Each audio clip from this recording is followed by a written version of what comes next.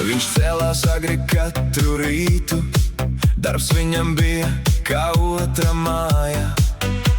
Ja draugam vajadzēja roku, viņš nekad neteica ne, lai gaida. Kopā pie ezera, kopā uz balli, kopā remontēt veco šķūni. Viņš bija džeks, uz kuru paļāvās, pat tad, kad ārā lija jūnijas. Bet tad parādījās meitene skaista, ar smaidu, kas galvu sajauca. No brīvā vilka par kaķīti kļuva, un visa kompānija apklusā.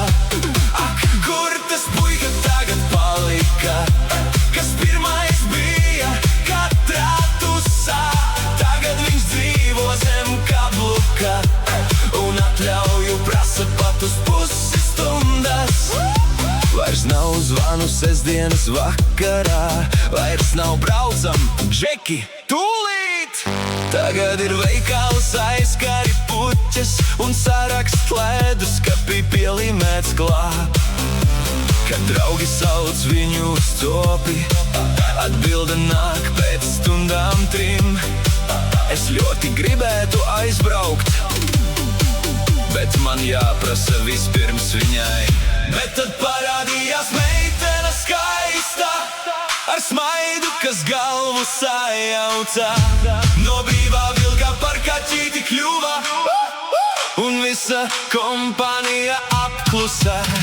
Ak, kur tas puika tagad palika, kas pirmais bija katrā tusā? Tagad viņš dzīvo zem kabluka, un atļauju prasa pat uz pusi stundas. Draugi vēl smējas pie ugunskura, atceras vecos laikus. Viņš atsūta bildi no divāna ar tekstu: čaļi, es jūs neaizmirstu.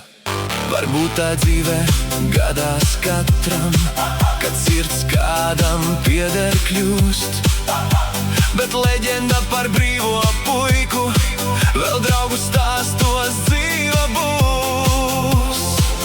Noslēguma piedziedājums. Ak, kur tas puika tagad palika, kas pirmais bija katrā tusā?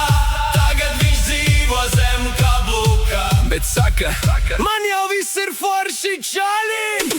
Un draugi paceļ glāzes augstu par tiem, kas mīlestībā krīt, jo pat visstiprākais vecis reizēm zem kabluka mierīgi